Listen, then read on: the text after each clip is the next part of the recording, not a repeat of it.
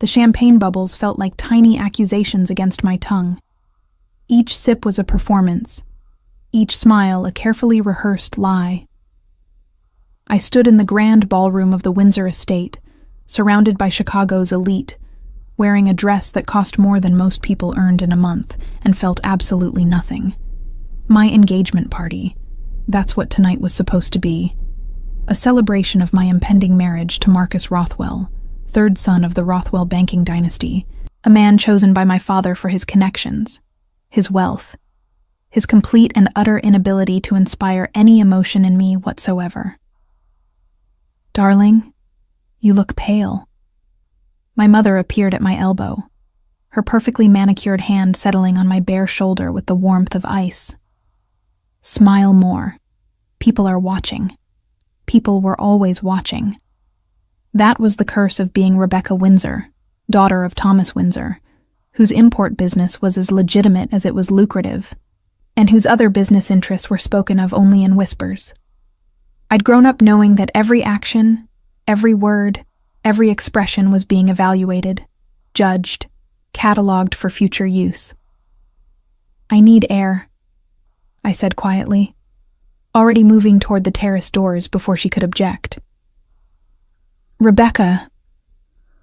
But I was gone, slipping through the crowd with practiced ease, nodding at familiar faces without really seeing them. Marcus was somewhere in this sea of designer suits and false smiles, probably discussing quarterly projections with someone's father. He wouldn't miss me. He never did. The October air hit my face like a slap, cold and sharp and real. I gulped it down greedily, my hands gripping the marble balustrade as I stared out at the manicured gardens below. Fairy lights had been strung through the trees for tonight's celebration, turning the carefully cultivated wilderness into something almost magical. Almost. I should go back inside. Good girls didn't abandon their own engagement parties. Good girls smiled and thanked guests for their generous gifts, and pretended that marrying a man they barely knew was the fulfillment of every dream they'd never been allowed to have. But maybe I wasn't a good girl. Maybe that was the problem. My feet carried me down the stone steps before I could talk myself out of it, the silk of my burgundy gown whispering against my legs as I descended into the garden. The music from the ballroom faded to a distant hum, replaced by the soft rustle of leaves and the gentle splash of the fountain at the garden's center. I walked without direction, letting my feet choose the path, until I found myself in the rose garden at the far end of the estate. This late in the season, most of the blooms were gone, but a few late bloomers clung stubbornly to their stems, defiant against the approaching winter. "Running away from your own party?" The voice came from the shadows near the garden wall, deep and rough like whiskey over gravel, with the faintest trace of an Italian accent softening certain consonants. I should have been frightened. A strange man's voice in the dark, when I was alone and vulnerable. But instead, I felt something else entirely. Curiosity, maybe, or relief at finding someone who wasn't part of the carefully orchestrated performance inside. "Maybe," I admitted, peering into the darkness, but unable to make out more than a silhouette. "Are you going to tell on me?" A low chuckle, rich with amusement. "Your secret's safe with me, princess." The endearment should have offended me. Instead, it made me smile for the first time all evening. "I'm not a princess." "No?" He shifted in the shadows, but didn't step into the light. Could have fooled me. The dress, the party, the perfect hair and makeup. You look every inch the fairy tale. Fairy tales are lies we tell children to make them believe the world is kind. The words escaped before I could stop them. Too honest. Too raw. "Sorry.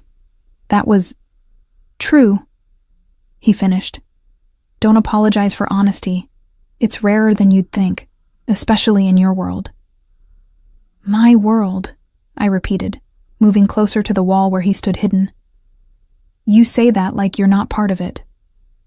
"I'm just the help, princess. I don't count." Something about the way he said it made me doubt the statement, but I didn't press.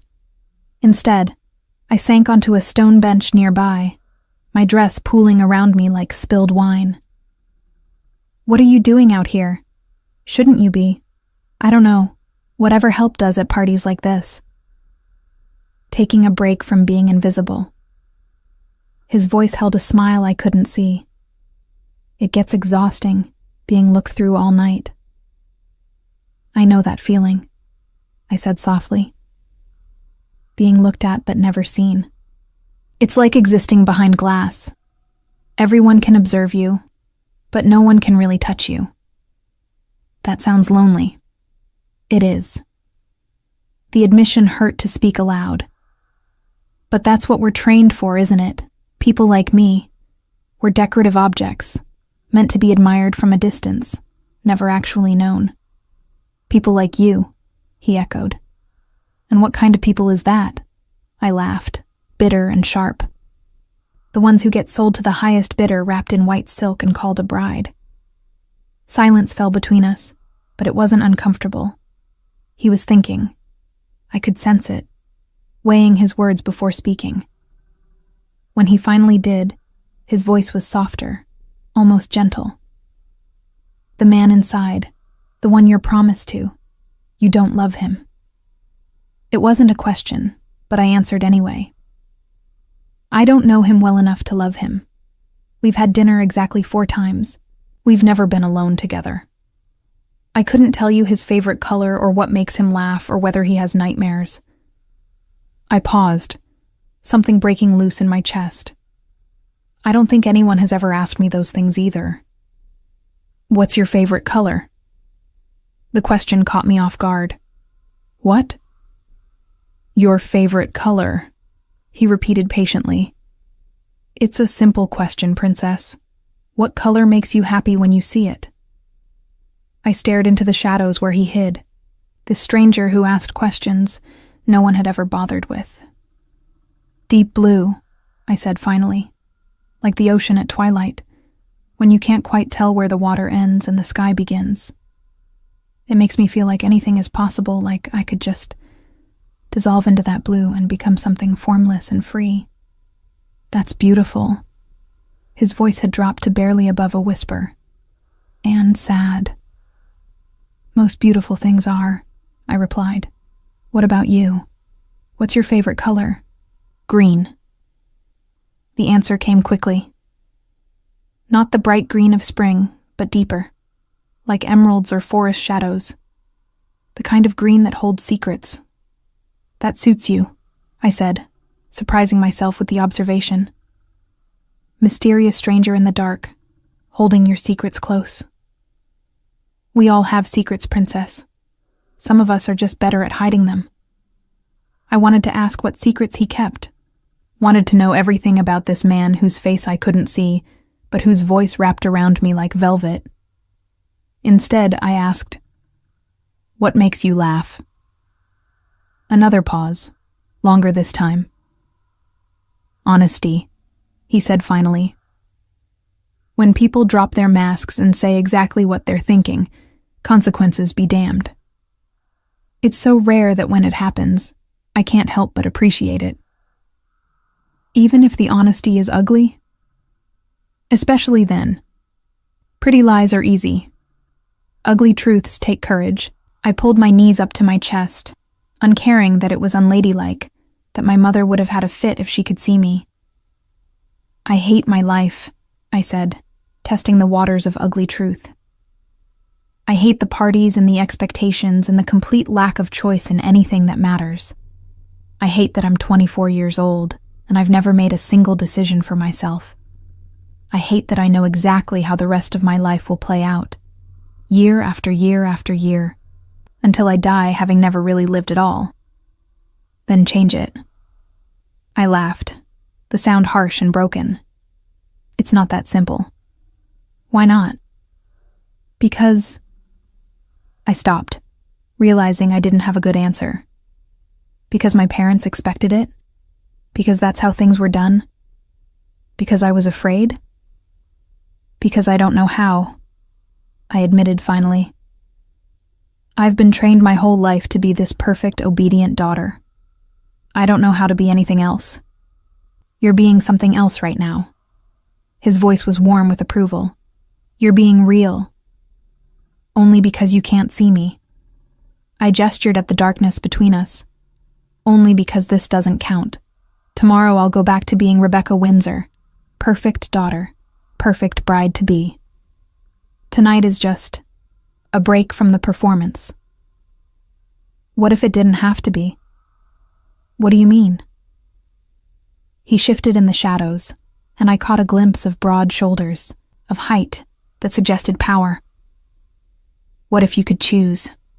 Not tomorrow, not in some distant future, but right now.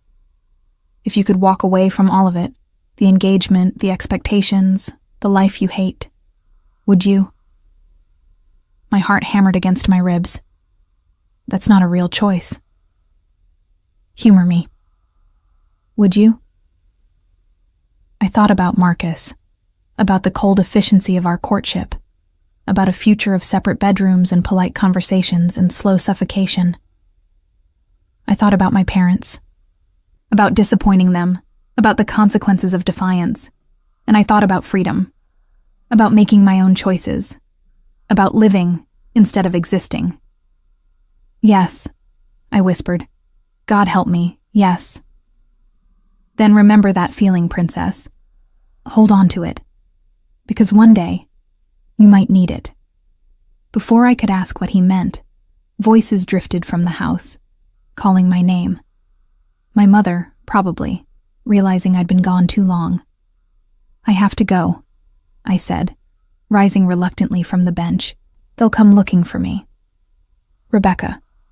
My name in his mouth sounded different, weighted with meaning I couldn't decode. Do you believe in fate? I don't know, I answered honestly. Why? Because I think we were meant to meet tonight. I think this conversation mattered. And I think we'll see each other again. You sound very certain for someone whose face I've never even seen.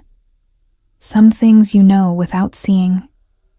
His voice was soft, almost tender. Go back to your party, princess. Play your part. But don't forget what you told me tonight. Don't forget that you want more than this. I won't, I promised, meaning it with every fiber of my being. Thank you. For listening. For asking. For seeing me. You're easy to see, Rebecca Windsor. The question is whether anyone else is bothering to look. I turned to go, then hesitated. Will I really see you again? Count on it. The certainty in his voice sent shivers down my spine, but I didn't have time to analyze it. My mother's voice was getting closer, edged with irritation.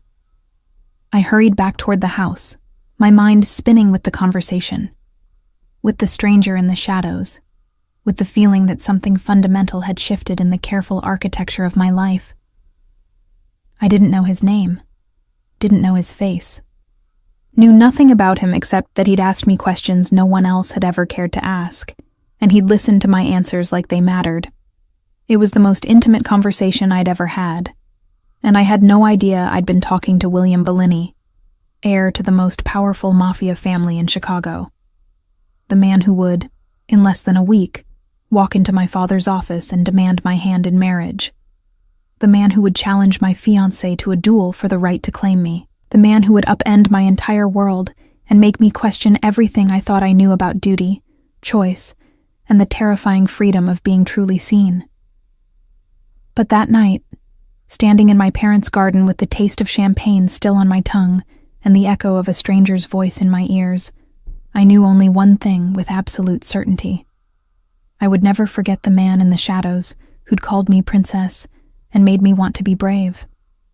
3 days after my engagement party, I still couldn't stop thinking about the stranger in the garden. His voice haunted my quiet moments, that rough whiskey timbre asking questions that had burrowed under my skin and refused to let go. What's your favorite color? Would you walk away if you could? I was in my father's study, supposedly reviewing seating charts for the wedding that was now only 6 weeks away, when everything changed.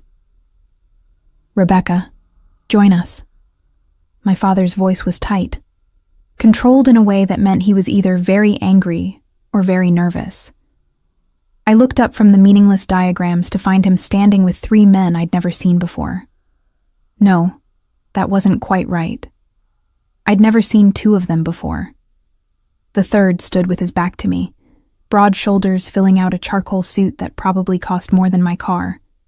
Dark hair styled in a way that suggested both wealth and careful attention to appearance. Something about his posture made my breath catch.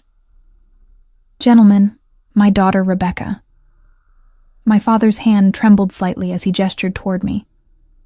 Thomas Windsor never trembled. "Rebecca, this is Marco Bellini and his associates. They've come to discuss a business matter." The man with his back to me turned, and the world tilted on its axis. I knew that face. Not from seeing it, but from 1,000 romance novels and films, from every fantasy I'd never allowed myself to have. Strong jaw shadowed with deliberate stubble, a nose that had been broken at least once and reset with care, lips that curved into a knowing smile as he watched recognition dawn in my eyes. But it was his eyes that destroyed me. Deep green, like emeralds or forest shadows, the kind of green that holds secrets. "Miss Windsor." His voice was that same rough whiskey, and hearing it attached to this face, this body, this presence that filled my father's study like smoke, made my knees weak. "A pleasure to finally meet you properly." Finally, as if we'd met before, as if he knew. Oh God, the garden, the shadows, the stranger who'd asked about my favorite color. "Mr. Bellini." I forced my voice to stay steady, even as my heart hammered against my ribs. "What brings you to my father's home?" "Business, as your father said." He moved closer, each step deliberate, predatory. "Though I prefer to think of it as pleasure. The best business always is, don't you think?" My father cleared his throat. "Mr. Bellini has made a rather unusual proposal." "Has he?" I couldn't look away from those green eyes, couldn't stop cataloging details I'd been denied in the darkness. The way his suit jacket fit perfectly across his shoulders, the platinum watch on his wrist that probably cost 6 figures, the small scar above his left eyebrow that suggested a violent past carefully hidden beneath expensive tailoring. "He wants to marry you." The words came from the older man, Marco Bellini, who I now realized must be William's father. His voice was weaker than his son's, roughened by illness or age or both. A union between our families would be beneficial. I laughed. I couldn't help it. The sound came out sharp and slightly hysterical. "I'm already engaged, as you may have noticed at my engagement party 3 days ago, the party you apparently attended without my knowledge." I was there. William's smile widened, showing teeth that were too perfect, too white, like a wolf's. "I found the gardens particularly memorable." Heat flooded my cheeks as the implication settled over the room. He'd been there. He'd sought me out deliberately, hidden in the shadows, learned me while remaining unknown. The calculation of it should have angered me. Instead, I felt something else entirely. Something dangerous and thrilling and completely inappropriate. "My daughter is promised to Marcus Rothwell," my father said, but his voice lacked conviction. "The contracts are already drawn up. The wedding is in 6 weeks. Contracts can be renegotiated." Marco Bellini's voice was soft, but carried absolute authority. "The Rothwells are businessmen, Thomas. They understand the value of a better offer." "And what exactly are you offering?" I asked, finding my voice at last. "Besides disruption and scandal?" William stepped closer, close enough that I could smell his cologne, something expensive with notes of cedar and tobacco. "Protection," he said quietly. "Power. A partnership that would elevate your father's business interests beyond anything the Rothwells could provide. And you, Rebecca." My name in his mouth made me shiver.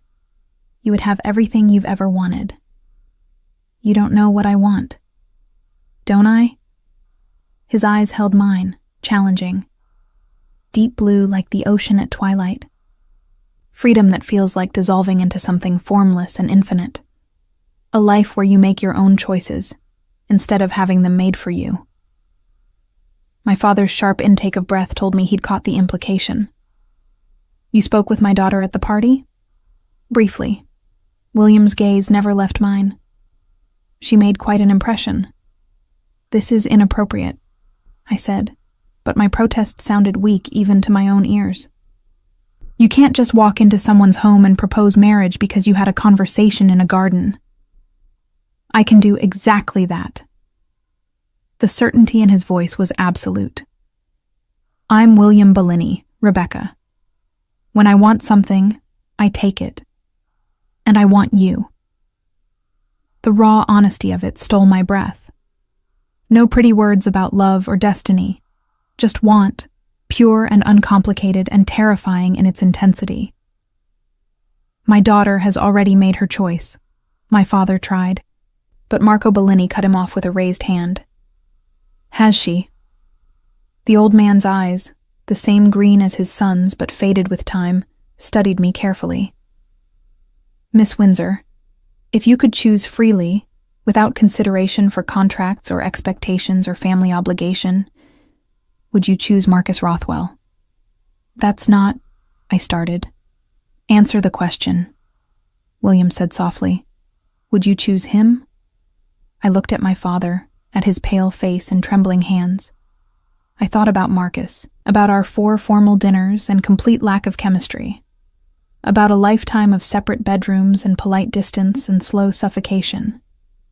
And I thought about the stranger in the garden who'd asked me questions no one else cared to know the answers to. No, I whispered. I wouldn't choose him.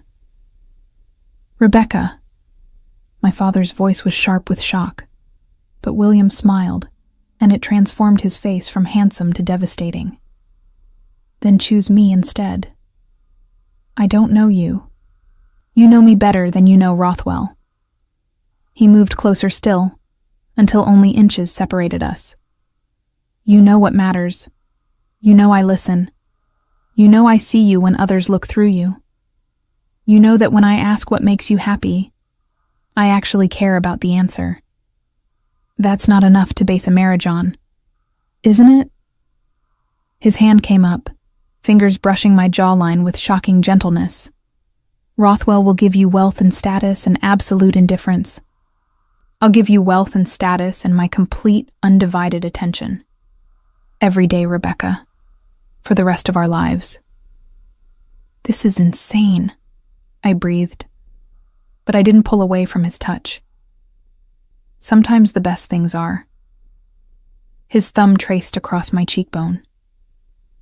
Your father will agree to this arrangement because the Bellini family's protection is worth more than the Rothwell's banking connections. Marcus will agree because he's a businessman who recognizes when he's been outbid. The only question that matters is whether you'll agree. And if I don't? Something flickered in his eyes, not anger, but something deeper, more complicated. Then I'll walk away. I don't force women, Rebecca, no matter how much I want them. He paused, his voice dropping lower. But I think you want this too. I think you've been waiting your whole life for someone to ask you to be brave. So I'm asking. Be brave with me. The room held its breath. My father frozen in shock.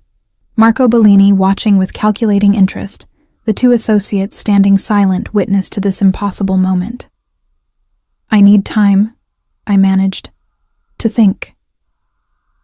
You have until tomorrow. William stepped back, the loss of his warmth like a physical ache. My father and I will return at noon. If you choose me, wear blue.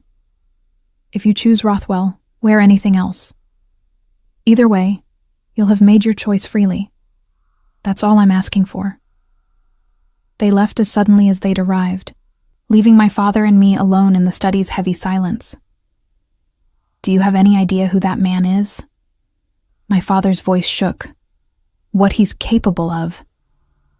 Tell me, I said, sinking into a chair.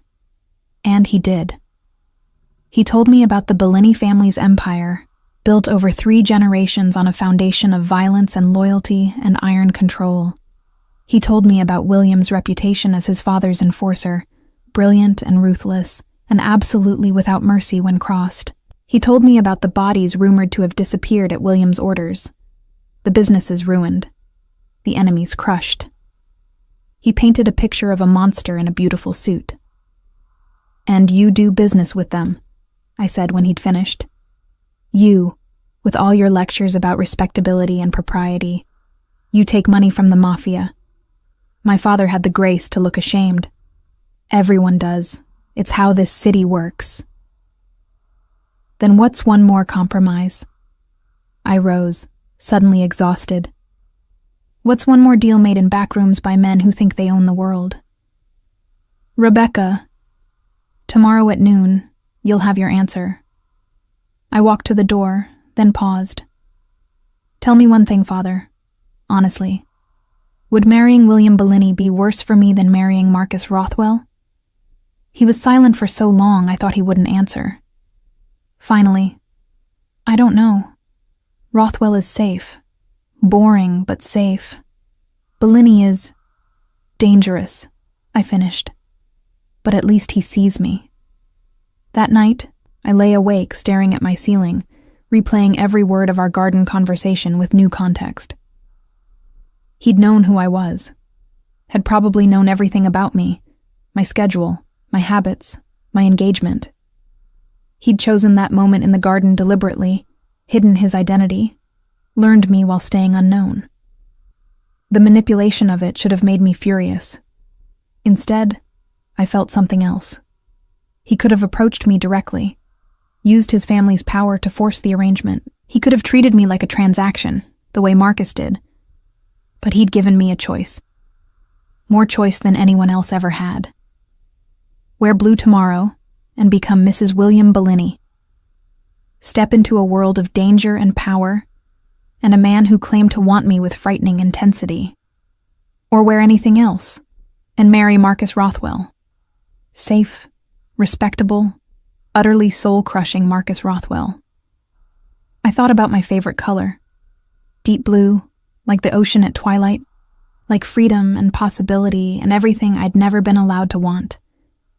I thought about William's eyes, green like emeralds, like forest shadows, like secrets and danger and devastating attention focused entirely on me. And I knew, with bone-deep certainty, what color I'd be wearing when he returned at noon. I chose the dress with care. Deep sapphire blue, that fell in soft waves to just above my knees, modest enough for a noon meeting, but elegant enough to announce that this was a deliberate choice, not a casual decision. The silk was cool against my skin as I dressed, my hands steady, despite the enormity of what I was about to do. My mother found me as I was fastening a simple pearl necklace, my grandmother's, the only jewelry I owned that wasn't a gift from my father's business associates or Marcus's efficient sense of obligation. "Blue," she said flatly, standing in my doorway. "Your father told me what happened yesterday, what that man offered, and you're actually considering it." "I've considered it," I corrected, turning to face her. "And I've decided." "Rebecca, do you understand what you're throwing away? The Rothwell name, the stability, the respectability, the lovelessness," I interrupted. "The certain knowledge that I'll spend the next 50 years being tolerated rather than wanted?" "Yes, Mother. I understand exactly what I'm throwing away. William Bellini is dangerous." She moved closer, her perfectly manicured hands gripping my shoulders. "He's not like us, Rebecca. His family, what they do is exactly what Father's been profiting from for years. Don't pretend we have moral high ground here." She flinched as though I'd slapped her. "That's different. Is it? Or is it just more palatable when we're the ones taking the money instead of making it?" "You don't know what you're getting into." I met her eyes steadily. "Neither did you when you married Father. Isn't that what you told me once? That marriage is always a gamble? That you learn the man after you've already committed?" "That's not. At least William has been honest about who he is. He's not pretending to be something he's not. And he's asked me what I want. When was the last time anyone in this family did that? Silence fell between us, weighted with 24 years of carefully curated distance. My mother and I had never been close. She'd trained me, shaped me, molded me into the perfect society daughter. But she'd never asked me what I dreamed about, never wondered if I was happy. "Wear whatever you want," she said finally, her voice brittle. "Make whatever choice you think is best. But don't come crying to me when you discover what kind of man you've really married." She left, and I was alone with my reflection and my racing heart, and the certain knowledge that my life was about to change in ways I couldn't begin to predict. At precisely noon, the doorbell rang. I made them wait. Not out of cruelty, but because I needed the extra minutes to steady my breathing, to remind myself that I was choosing this, that brave was a choice I could make. When I finally descended the stairs, William was standing in the foyer with his father and their ever-present associates. He wore another perfectly tailored suit, this one navy with a crisp white shirt that emphasized his olive complexion. But it was his expression that caught me. The moment he saw the blue dress, something fierce and triumphant flashed across his face. Relief, maybe, or satisfaction, or simple male possession. Whatever it was made my pulse quicken. "Miss Windsor." His voice was carefully controlled, but his eyes burned. "You look beautiful." "Mr. Bellini." I descended the final steps, hyper-aware of his gaze tracking my every movement. "I believe we have some things to discuss." "Indeed we do." He offered his arm, the gesture courtly and old-fashioned. "Shall we speak privately?" My father started to object, but Marco Bellini stopped him with a look. "Let them talk, Thomas. Some conversations need privacy." I took William's arm, feeling the solid strength of muscle beneath the expensive fabric, and let him lead me to my father's study. The same room where he'd proposed this insane arrangement yesterday. The same room where my entire life had tilted on its axis. He closed the door behind us, then leaned against it, watching me with an intensity that made me feel exposed, and seen, and terrifyingly alive all at once. "You wore blue," he said quietly. I did. "Tell me why." I moved to the window, needing distance to think clearly. "Because you asked me to be brave. Because you're the first person who's ever bothered to ask what I want. Because—" I stopped, the truth catching in my throat. "Because?" he prompted, moving closer but not touching. "Because in that garden, in the dark, you made me feel like I mattered. Like my thoughts and dreams and desires were worth listening to. And I've spent my entire life being invisible except as a decorative object or a useful connection. I want—" My voice cracked. "I want to be seen." "I see you, Rebecca." He was behind me now, his breath warm against my neck. "I've seen you since the moment I watched you slip out of that ballroom looking like you were suffocating. I followed you into the garden because I couldn't look away, and everything you told me that night, every word, I've memorized." I turned to face him, suddenly needing to see his eyes. "Why me? You could have anyone. Why choose the daughter of one of your father's business associates? Why choose a woman who's already promised to someone else? Do you want the strategic answer or the truth?" "Both." His smile was slow, dangerous, and absolutely genuine. "Strategically, your father's import business gives us access to shipping routes we need. A marriage alliance strengthens ties that are currently just financial. It sends a message to our rivals that we're expanding, consolidating power. And the truth?" He reached out, his fingers tracing along my jawline with that same gentle possessiveness I remembered from yesterday. "The truth is that I watched you at that party for an hour before you escaped to the garden. You smiled at every guest, said all the right things, played your part perfectly. But your eyes were dead, Rebecca. Absolutely lifeless, like you'd checked out of your own life and were just going through the motions. That's a depressing observation. It got worse when I saw you with Rothwell. The way he touched your elbow like you were a business acquisition. The way you flinched, just slightly, when he leaned in to speak to you. The complete absence of any spark between you. And that made you want me? No. His thumb traced my lower lip, sending shivers down my spine. What made me want you was watching you escape. Watching you choose yourself for those few minutes in the garden. The way you came alive when you thought no one important was watching. That honesty, that hunger for something real. That's what made me want you. You barely know me. I know the things that matter. His other hand came up to frame my face, holding me gently, but firmly.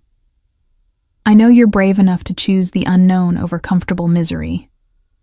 I know you value honesty over pretty lies. I know you want to be seen, really seen, by someone who isn't afraid of what they'll find. And I know that when I touch you like this, his thumb brushed across my cheekbone. Your breath catches, and your pupils dilate, and you lean into it even though you're trying not to. He was right. I was leaning into his touch, my body betraying every logical reason I should step away. What happens now? I asked, my voice barely above a whisper. Now I talk to Rothwell. His voice hardened.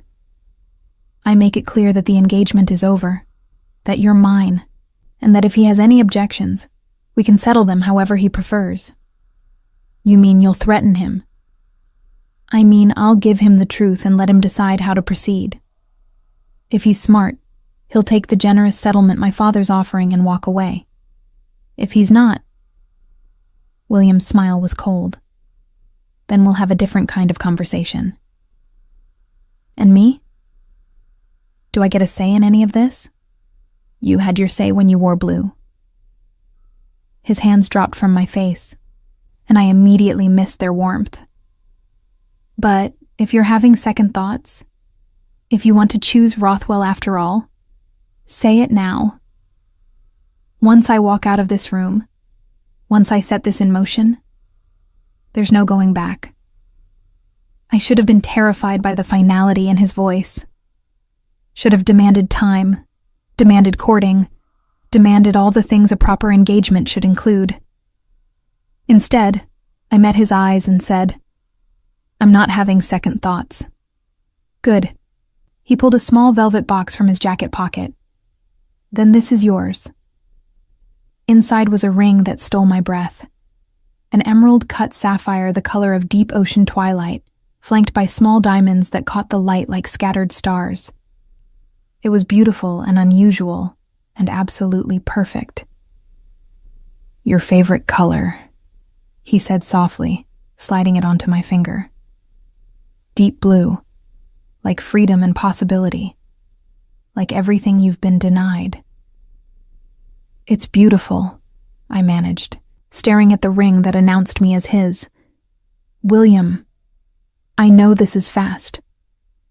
He lifted my hand to his lips, pressing a kiss to my knuckles just above the ring. I know you're scared.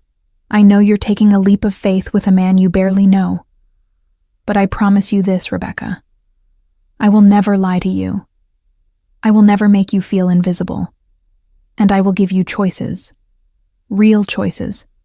About the life we build together. What if I make the wrong choices? Then we'll face the consequences together. His smile softened. That's what partnership means. You're not alone anymore, Tesoro. Not ever again. The Italian endearment made my heart skip. What does that mean? Tesoro? Treasure. His thumb stroked across my knuckles. Something precious that's worth protecting. Before I could respond, the door opened and my father entered, his face carefully neutral. Rothwell is here. He received your message and wants to speak with Rebecca. Absolutely not, William said immediately. She's made her choice. There's nothing to discuss. I should talk to him, I said quietly. I owe him that much. You owe him nothing. William's voice was hard. He never bothered to know you, never cared what you wanted. You don't owe him explanations or apologies or your time. Maybe not, I agreed. But I want to do this right.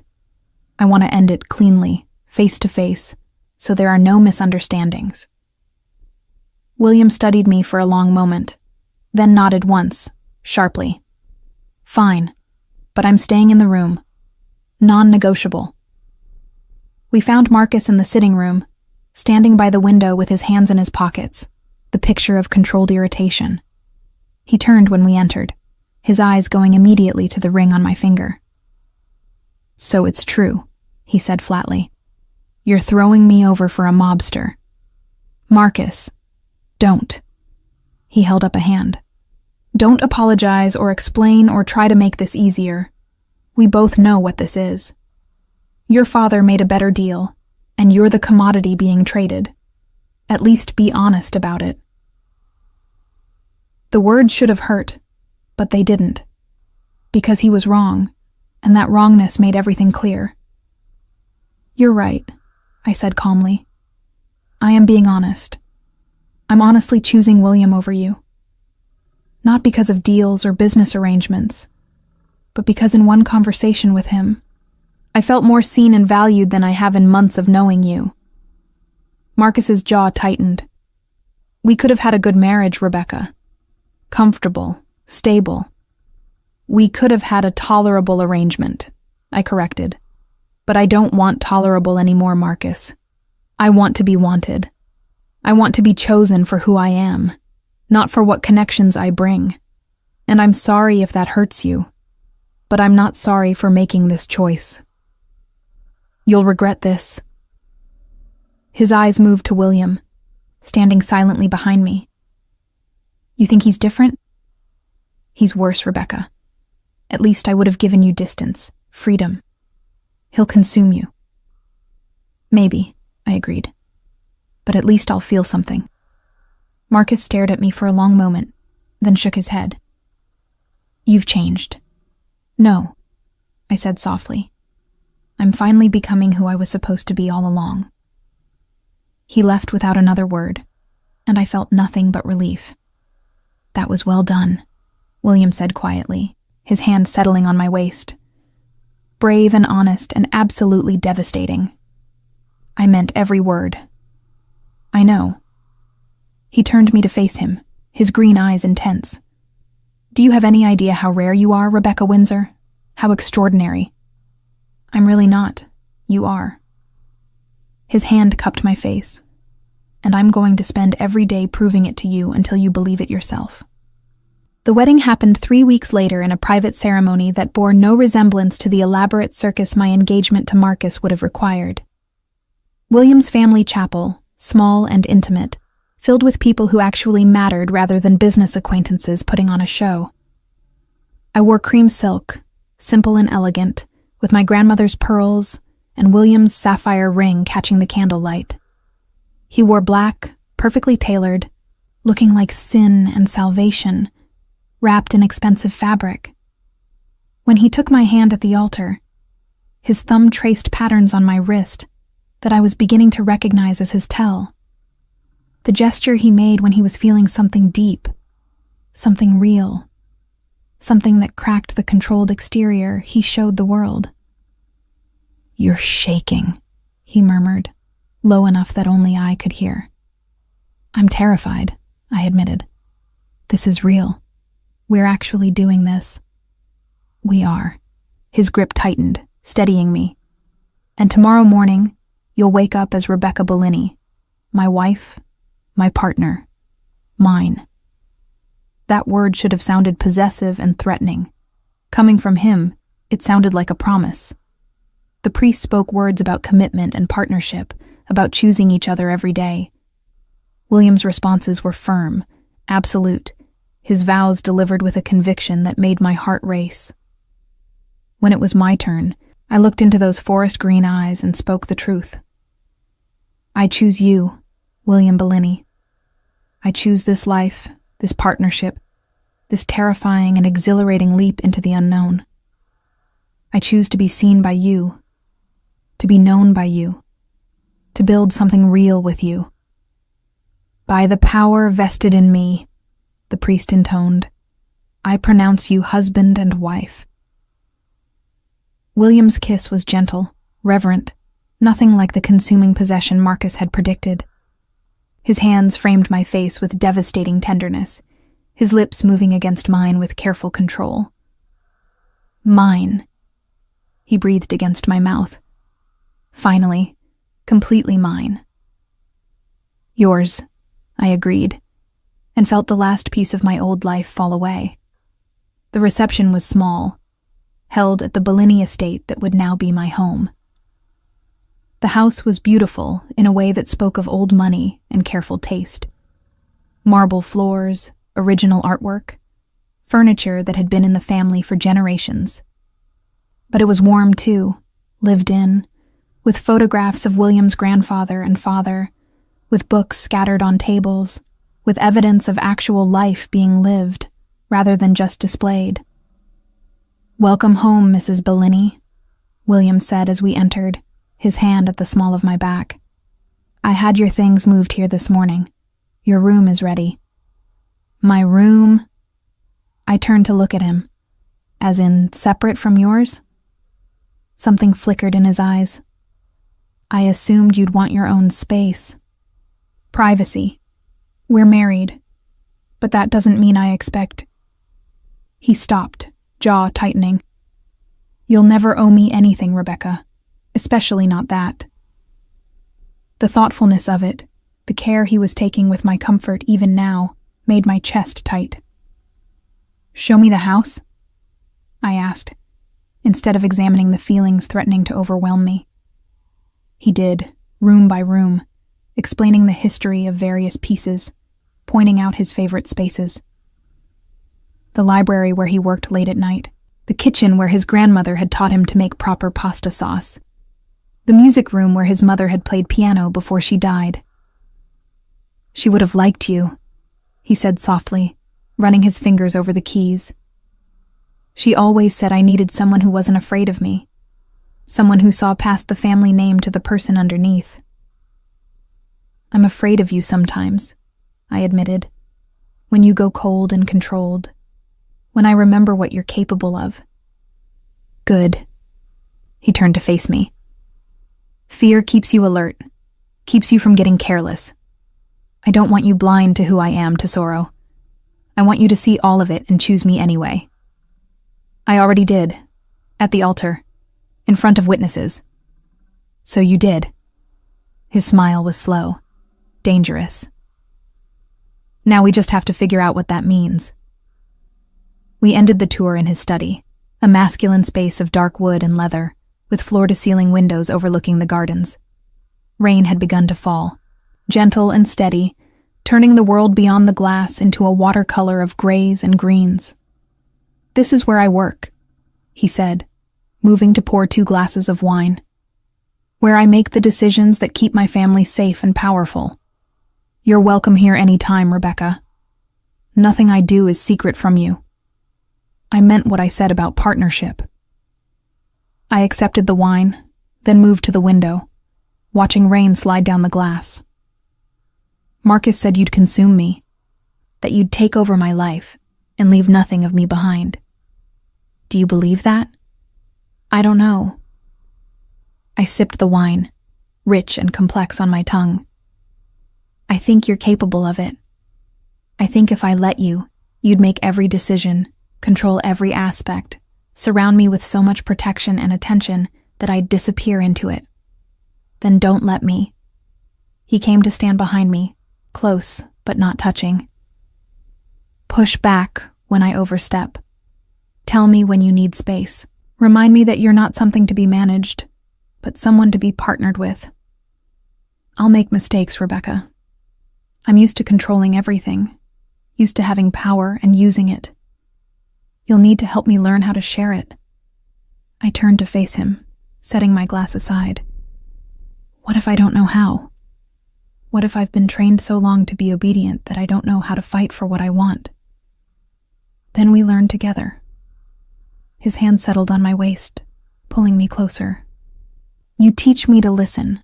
I teach you to speak up. You show me how to be gentle. I show you how to be strong. That's what partnership is. Two people learning to be better versions of themselves. You make it sound simple. It's not. It's probably the hardest thing either of us will ever do.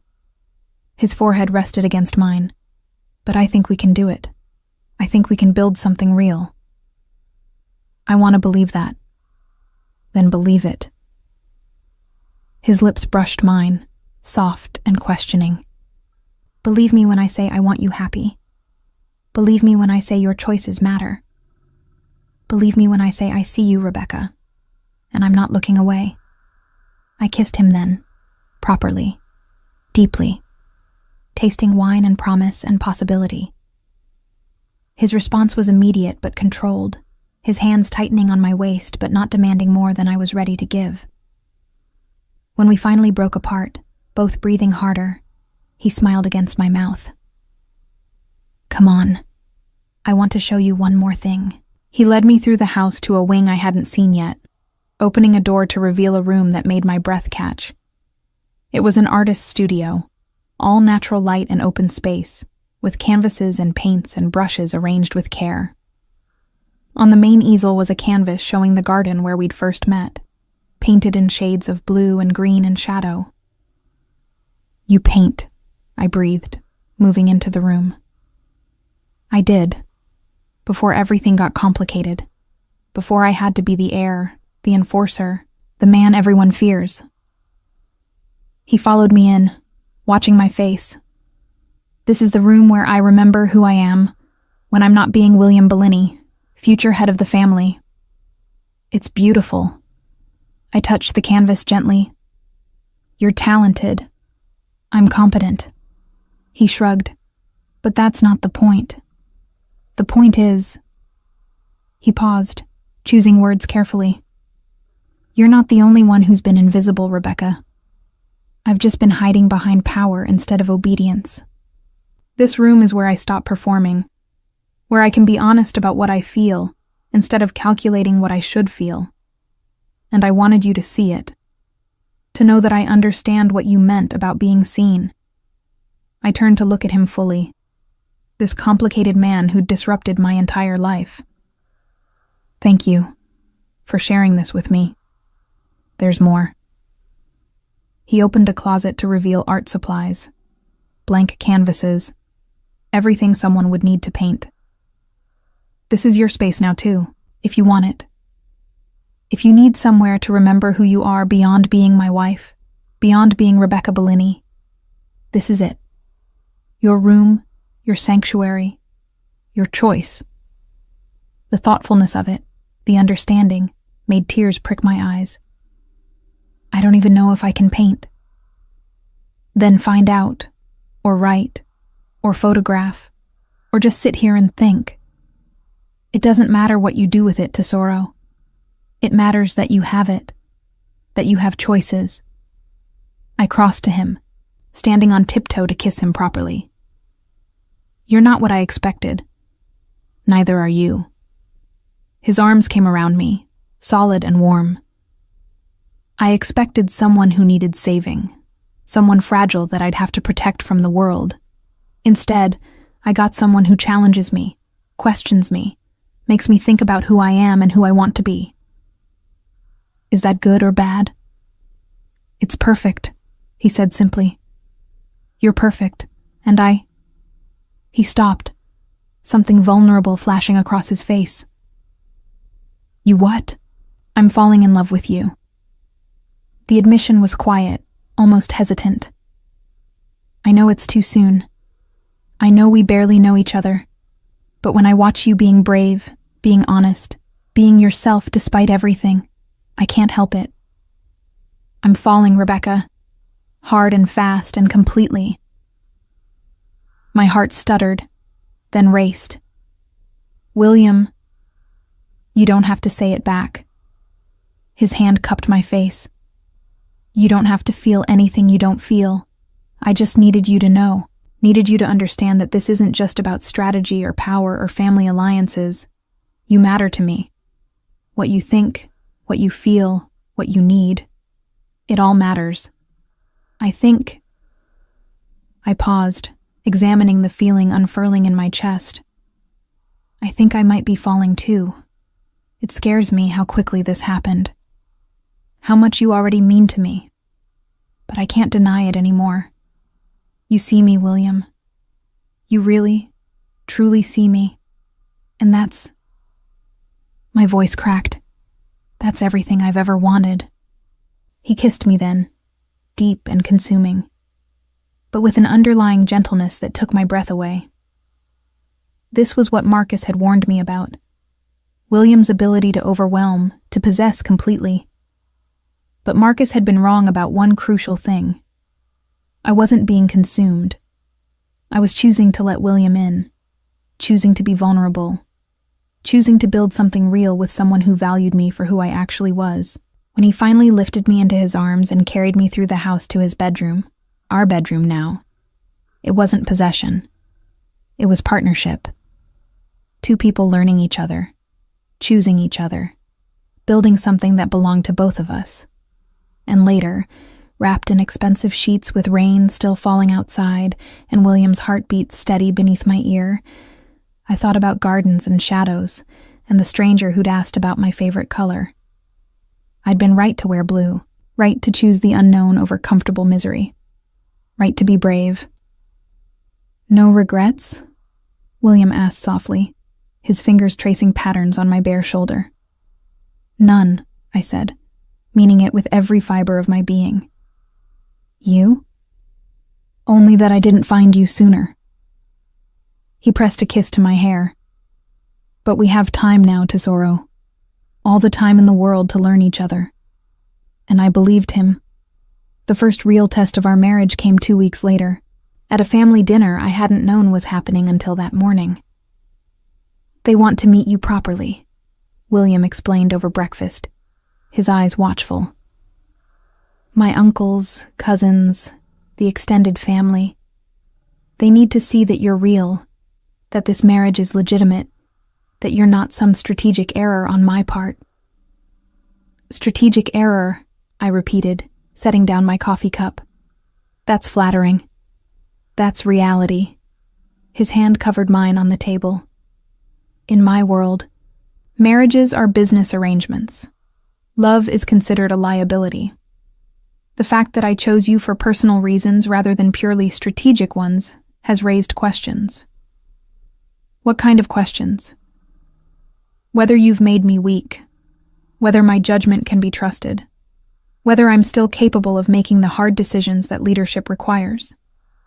His voice was matter of fact, but I caught the tension in his shoulders. This dinner is them evaluating whether you're an asset or a liability to the family. The weight of it settled over me like a shroud. I wasn't just William's wife. I was a potential weakness in the armor of one of Chicago's most powerful families.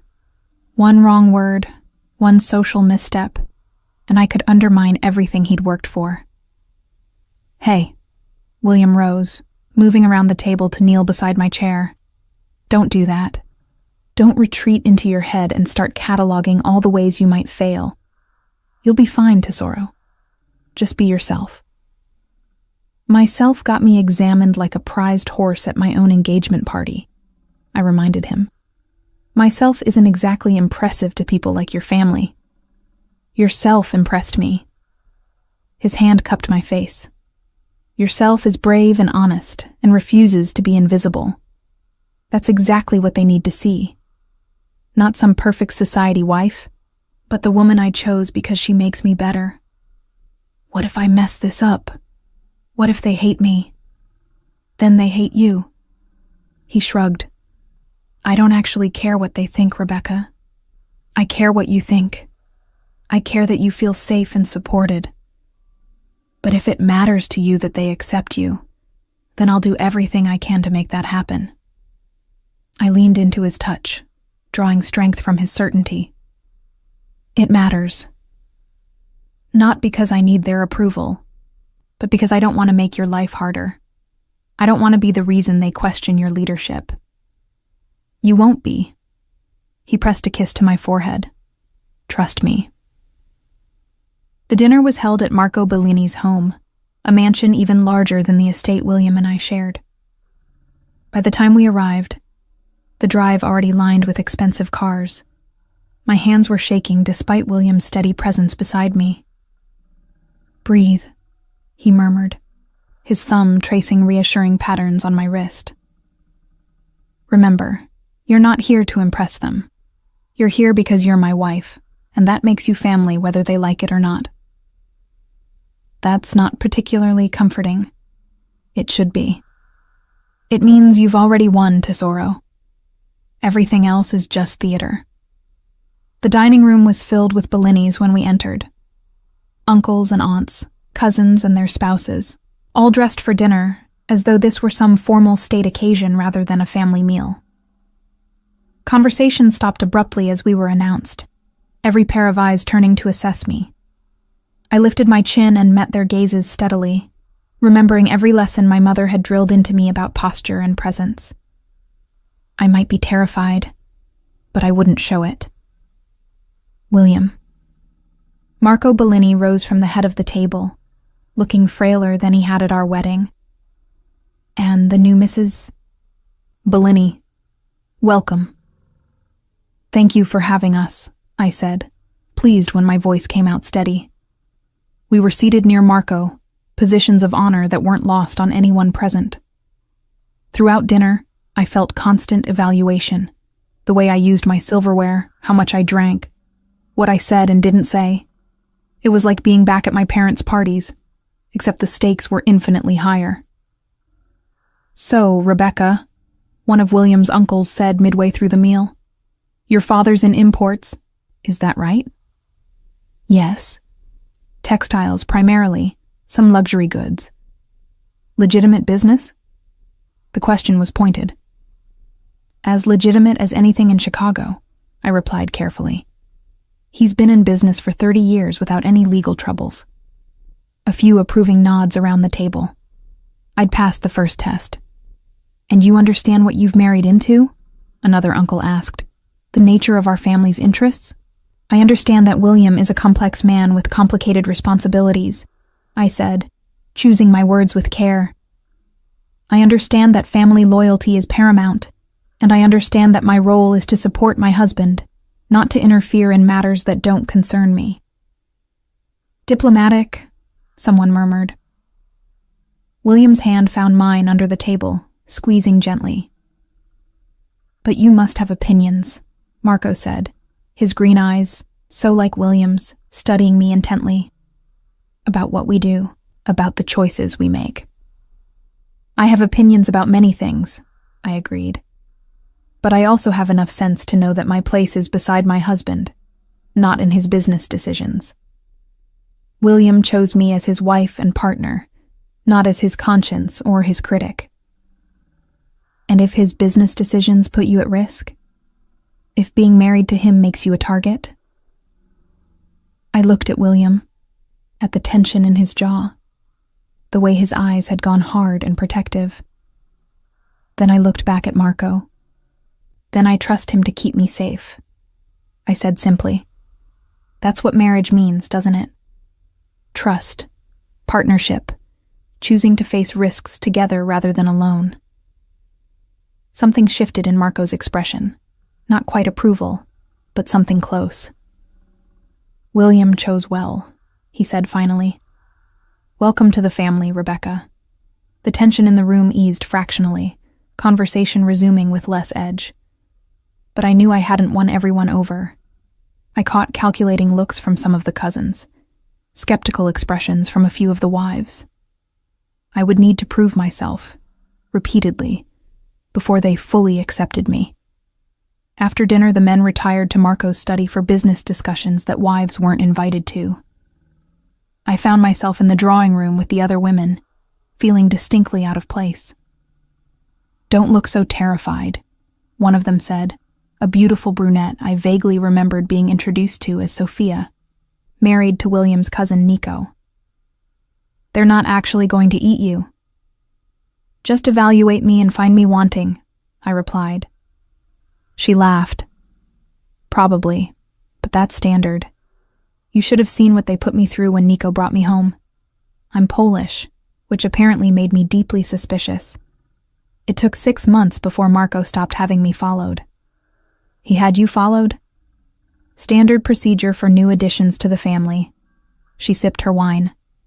They'll do it to you too, if they haven't already. Background checks, surveillance, making sure you're not a threat. The invasion of privacy should have angered me. Instead, I felt oddly relieved. At least it meant they were taking me seriously enough to investigate. "Can I ask you something?" I said quietly. "How do you live with it? Knowing what they do, what they're capable of?" Sophia was quiet for a moment, her expression thoughtful. "I love Nico. That's the simple answer. The complicated answer is that I've learned to separate the man I married from the business he's part of. He's kind to me, devoted to our children, generous with his family. What he does to protect that family, to maintain their power." She shrugged. "I've chosen not to ask too many questions. Isn't that just willful ignorance?" "Maybe." She met my eyes steadily. "But maybe it's survival. Maybe it's the only way to love someone in this world without going insane. You'll have to find your own balance, Rebecca. Your own way of reconciling who William is to you with what he is to everyone else." Before I could respond, a commotion from the study made everyone freeze. Raised voices, something crashing, then sudden silence. The drawing room door burst open and William stood there, his expression thunderous. "We're leaving, now." I rose immediately, recognizing the barely controlled fury in every line of his body. "What happened?" "Not here." His hand closed around my wrist, not painfully but firmly, as he guided me toward the exit. "Say goodnight to my father and let's go." Marco appeared in the study doorway, looking tired. "William, don't be rash. Think about what's being offered." "I have thought about it." William's voice was cold. "And my answer is no. Absolutely not." "What's going on?" I asked, looking between them. "Your husband is letting personal feelings cloud his judgment," Marco said. "There's an opportunity to strengthen our position, but it requires certain compromises. Compromises he's refusing to make." "Because they involve my wife," William snapped. "Because they require using her as leverage. And I told you when I married her that she was off limits. That stands." My blood ran cold. "Using me how?" "It doesn't matter because it's not happening." William's hand tightened on my wrist. "I'm taking you home." "Good night, Father." The drive back to our estate was silent. William's jaw clenched so tightly I could see the muscle jumping. When we finally pulled into our driveway, he sat for a long moment, hands gripping the steering wheel, breathing carefully controlled. "Tell me," I said quietly. "Whatever they wanted to do, I deserve to know." He closed his eyes, then opened them, turning to face me. "There's a rival family, the Castellanos. They've been making moves to undermine our territory, our businesses. My father wants to arrange a meeting, a negotiation, and he suggested," his voice went deadly soft, "that bringing you would demonstrate good faith, make me seem less threatening, more reasonable." "That doesn't sound so bad." "They would see you as leverage, Tesoro, as a way to control me. And if negotiations went badly, you'd be at risk. You'd become a target, a tool to be used." His hands framed my face. "I won't do it. I won't put you in danger. Not for business, not for strategy, not for anything. Even if it costs you politically? Even if it makes your family question your leadership? Even then." The certainty in his voice was absolute. "You're not a playing piece, Rebecca. You're my wife. And I protect what's mine." "Your father seemed to think this was important." "My father is dying," William said bluntly. "He's desperate to secure the family's position before he goes. And he's not thinking clearly about the costs, about what using you that way would mean, what it would open you up to." I studied his face, seeing the conflict there. He was torn between duty to family and protection of me, between strategic advantage and personal loyalty. What if I chose to do it? I asked carefully. What if I understood the risks and decided they were worth it to help you? No.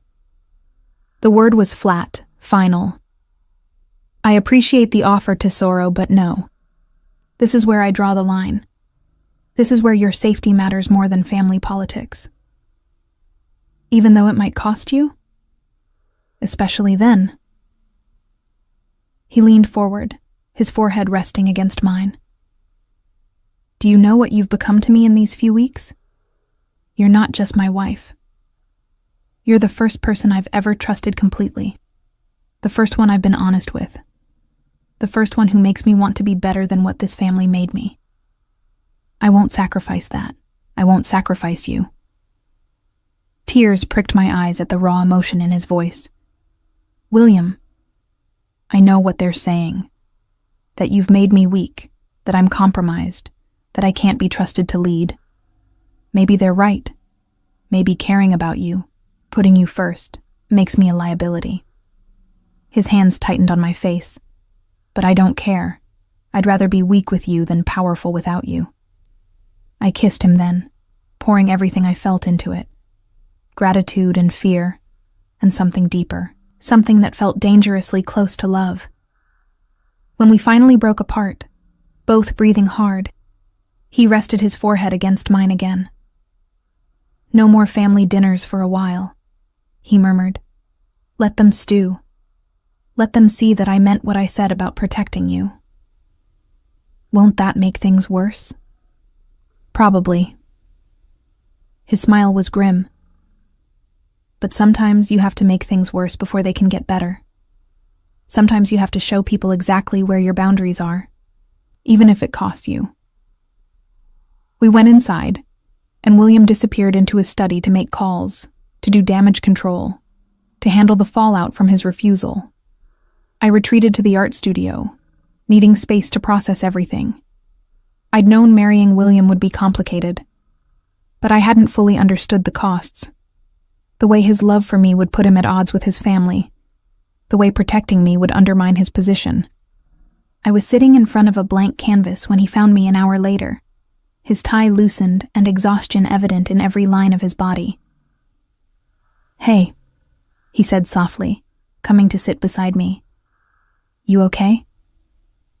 I should be asking you that. You just defied your dying father for me. I did. He pulled me close, tucking me against his side. And I'd do it again. Every time, Tesoro. You come first. Always. What if they force you to choose? Between me and the family? Then I choose you. His voice was absolute. I know that's not what you want to hear. I know you don't want to be the reason I walk away from everything. But that's the truth, Rebecca.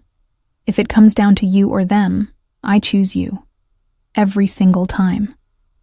I turned in his arms, looking up at this complicated, dangerous, devoted man who disrupted my entire life. I love you, I said, the words escaping before I could think better of them. I know it's too soon. I know we're still learning each other, but I love you, William, and that terrifies me. His smile was slow, devastating. Good, he murmured, kissing me softly. Be terrified with me. Love me anyway. Choose me anyway. That's all I'm asking. Always, I promised. I choose you. Always. The challenge came 3 days later, delivered by messenger to our home while William was out handling business. A formal letter on heavy cardstock, written in elegant script that somehow made the words more threatening. Marcus Rothwell requests the honor of William Bellini's presence at a formal duel, to be held at the Riverside Club on October 28th at dawn. Terms: first blood or yield. Seconds to be named. Reply required within 24 hours. My hands shook as I read it, then read it again, trying to make the words mean something different than what they clearly stated. Marcus wanted to fight William. Over me. like I was some prize to be won through violence. I was still staring at the letter when William returned home, his expression shifting from relaxed to deadly serious the moment he saw my face. What happened? Wordlessly, I handed him the letter. His jaw tightened as he read, something dark and dangerous settling over him like a cloak. That idiot. He can't be serious. Dueling is illegal. It's archaic. It's within his rights, William finished grimly. In our world, when a man feels he's been wronged, when honor demands satisfaction, this is how it's settled. Quietly, privately, with seconds as witnesses. This is insane. I grabbed the letter back, as if destroying it would make the challenge disappear. You can't actually fight him. What if he hurts you? What if you hurt him? What if... Breathe, Tesoro. William pulled me against his chest, his heartbeat steady beneath my ear. I'm not going to let anything happen to either of us. This is theater, political posturing. Rothwell needs to save face after being humiliated. This gives him that opportunity. By potentially killing you? It won't come to that. His hand stroked through my hair. First blood means exactly that. First wound ends the fight. Usually a scratch on the arm or shoulder. Very civilized, very controlled. And it allows Rothwell to say he defended his honor while minimizing actual damage. You sound like you've done this before. His silence was answer enough. How many times? I pulled back to look at him. How many men have challenged you to duels? 3. His expression was carefully neutral. All over business disputes. All ended with minor wounds and matters considered settled. This is no different. This is completely different. My voice rose despite my efforts to stay calm. This is about me, William. About the fact that you took me from him. I didn't take you from anyone. His voice hardened. You chose me. You wore blue. You walked away from Rothwell of your own free will. He doesn't get to claim ownership after the fact. Then refuse the challenge. I can't. He cupped my face, forcing me to meet his eyes. If I refuse, it looks like cowardice, like I'm afraid of him. It would undermine everything, make me look weak in front of every family in Chicago. I have to accept, Tesoro. There's no other option. There's always another option. But even as I said it, I knew he was right. In his world, there were rules. Lines that couldn't be crossed without consequences. And refusing a formal challenge was apparently one of them. I need to name a second, William said, already pulling out his phone. And we need to set terms. Make sure Rothwell understands that this is purely ceremonial, that actual injury isn't the goal. What if he doesn't care about that? What if he actually wants to hurt you? William's smile was cold. Then he'll learn a painful lesson about the difference between wanting to hurt someone and being capable of it. The confidence in his voice should have reassured me. Instead, it made me more nervous. Because I'd seen flashes of what William was capable of. The controlled violence beneath the civilized surface. The man who'd built his reputation on being his father's enforcer. If Marcus pushed him, if the duel became more than theater, I was terrified of what might happen.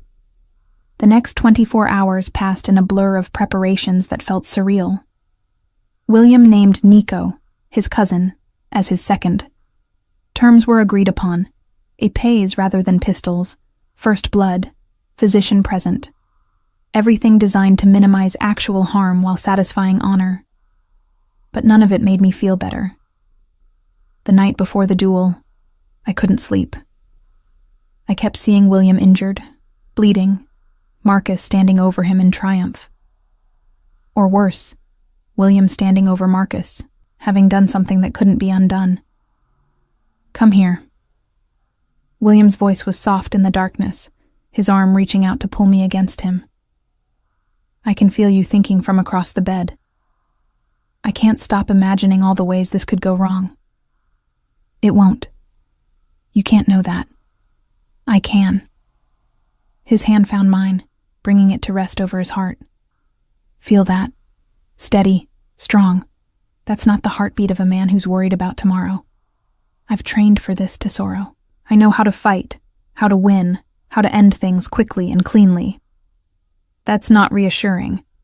He huffed a quiet laugh. What would be reassuring? You refusing to go, us running away together. Anything other than you deliberately walking into danger because of some archaic code of honor. Honor isn't archaic in my world. His voice was gentle but firm. It's the foundation everything else is built on. If I refuse this challenge, if I show weakness, it doesn't just affect me. It affects my family, my business, everyone who depends on me. I can't do that. Even for me, especially for you. He rolled to face me, his eyes visible in the darkness. If I backed down now, it would paint a target on your back. Every rival, every enemy would see you as the weakness they can exploit. By facing Rothwell, by winning, I make it clear that challenging me over you is a losing proposition. It protects you, Rebecca. That's what this is really about. I hadn't thought of it that way. Hadn't considered that refusing might put me at greater risk than accepting. I hate this, I whispered. I hate that loving you means watching you walk into danger. And I hate that being with me puts you in this position. His thumb traced my cheekbone. But we knew it wouldn't be easy. We knew there would be complications. This is one of them. Promise me you'll be careful. Promise me you'll come back to me. I promise. He kissed me softly. I have too much to live for to be careless. I have you. I clung to that promise as morning came too quickly, as William dressed in simple dark clothing suitable for fighting, as we drove to the Riverside Club in tense silence. The club was a private establishment, members only, where Chicago's elite conducted business that couldn't be done in public. We were led to a private courtyard where Marcus waited with his own second, both men dressed similarly to William. Marcus looked older than I remembered, his face drawn and tight, with an emotion I couldn't quite identify. When his eyes met mine, something flickered there. Not love or even desire, but wounded pride. Mrs. Bellini, he said formally, I apologize that you have to witness this. Then don't do it, I replied, keeping my voice steady. Walk away. There's no shame in choosing peace over violence. There's every shame in letting another man take what's mine without consequence. I was never yours, Marcus. I was a business arrangement you agreed to, nothing more. His jaw tightened, but he didn't respond. The seconds were discussing final terms, the physician checking both men to ensure they were fit to fight. Everything felt choreographed, ritualistic, surreal. Last chance to yield, William said as they took their positions, épées in hand. Walk away now, and we'll consider honor satisfied. Never. Marcus's voice was hard. You took her from me. That requires an answer. I took nothing. She chose. Because you manipulated her, charmed her, made her think you were something you're not. She'll see eventually. When she realizes what kind of monster you really are, she'll regret ever choosing you. If that happens, William said quietly, it will be her choice to leave, just like it was her choice to stay. But you... His voice dropped to something dangerous. You will never touch her again. Not now. Not ever. Are we clear? We'll see. Marcus raised his épée. On guard. What followed was nothing like the romantic duels in films.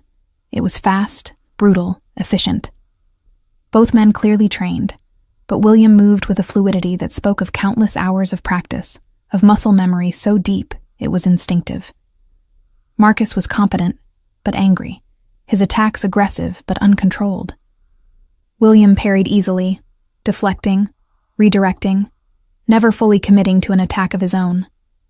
It was clear within the first minute that he was better, faster, more controlled, and he was holding back. "Fight me properly," Marcus shouted, frustration evident. "Stop toying with me." "I'm trying not to hurt you," William replied calmly, deflecting another wild swing. "Yield, Rothwell. There's no shame in acknowledging when you're outmatched." "Never!" Marcus lunged, overextending, leaving himself open. William could have ended it there, could have struck for first blood and claimed victory. Instead, he stepped aside, letting Marcus stumble past. "Yield," he said again. "Don't make me do something we'll both regret." But Marcus was past reason. He spun, attacking with renewed fury, his épée flashing in the early morning light. The seconds watched tensely, the physician ready to intervene. And then Marcus made a mistake. His foot caught on an uneven paving stone. His balance shifted, and William, reacting on instinct, moved to prevent him from falling directly onto his own blade. The épées tangled. Metal scraped against metal. And when they separated, a thin line of blood appeared on Marcus's forearm. First blood. The duel was over. Marcus stared at his arm, then at William, something like relief warring with humiliation on his face. "You could have ended this in the first minute." "I could have." William lowered his épée. "But that wasn't the point.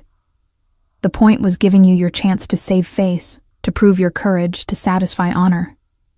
Now it's satisfied. We're done here." "And her?" Marcus's eyes moved to me. "You'll make her happy? Give her the life she deserves?" "I'll spend every day trying," William said simply. "That's all any man can do." Marcus nodded once, then allowed the physician to tend his wound. The seconds conferred, declaring the duel properly concluded, honor satisfied on both sides. It was over. William crossed to me, épée still in hand, and I threw myself into his arms despite the audience, despite the impropriety, despite everything. "You're okay," I breathed against his neck. "You're safe." "I told you I would be." His arms tightened around me. "I keep my promises, Tesoro." "You held back. You could have ended it so much faster." He needed to feel like he'd fought, like he'd given his best effort. Taking that from him would have been cruelty for its own sake. He pulled back to look at me. "I'm not interested in humiliating defeated enemies. I'm interested in ending threats and moving forward." "Is it really over? Will he leave us alone now?" "He will. This was his last card to play. Now that it's been played, now that honor has been satisfied, he has no more claim. You're mine, Rebecca. Completely, legally, and now publicly proven. No one can dispute it anymore." As we drove home, the sun fully risen and the nightmare finally over, I realized what William had really done. He hadn't just won a duel. He'd given Marcus a way to step back with dignity, had minimized harm while maximizing the statement being made. I was William Bellini's wife, and heaven help anyone who tried to come between us. "I love you," I said quietly, watching his profile as he drove. "More every day." "I love you too, Tesoro." His hand found mine, our fingers intertwining. "Thank you for trusting me, for believing I'd come back to you." "Always," I promised. "I'll always believe in you." 3 months later, I stood in our art studio, painting the garden where we'd first met. But this time, I included both of us in the image. Him in shadow, me in light, the space between us crackling with possibility. William found me there, wrapping his arms around me from behind, his chin resting on my shoulder as he studied the painting. "It's beautiful," he murmured. "You've captured it perfectly." "It's not finished yet." I leaned back against him. "I need to add color to you, bring you out of the shadows." "Is that what you've been doing these past months? Bringing me into the light?" "Maybe." I turned in his arms. Or maybe you've been bringing me into the dark, meeting in the middle, where neither of us has to be someone we're not. I like that. He kissed me softly. Meeting in the middle, building something that's ours. Speaking of building, I paused, gathering courage. I have something to tell you. His eyes sharpened, reading something in my expression. What is it? I'm pregnant. The words hung between us, weighted with possibility and promise, and the future we were creating together. William's face went through a dozen emotions: shock, joy, fear, determination, before settling on something that looked like wonder. A baby, he breathed. We're having a baby. Yes. My hand moved to my still flat stomach. Are you happy? I know we haven't discussed children, and it's so soon, and... He kissed me, deep and thorough and full of promise. I'm terrified, he admitted when we broke apart. I'm thrilled. I'm grateful. I'm everything to Sorrow. A baby. Our baby. Our baby, I agreed, and felt the last piece of my old life fall away. I wasn't Rebecca Windsor anymore. Wasn't the obedient daughter, or the convenient fiancée, or the woman who lived behind glass.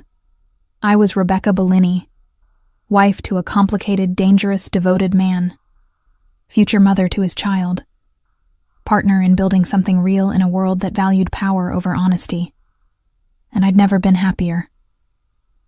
Come on, William said, pulling me toward the door. We need to celebrate. We need to plan. We need to just be, I interrupted, pulling him to a stop. Just for today, can we just be? Just us. Just this moment. Just this happiness before everything gets complicated again. He studied me for a long moment, then smiled. A real smile. The one I'd learned meant he was letting down his guard. Yes, he agreed. Just us. Just this.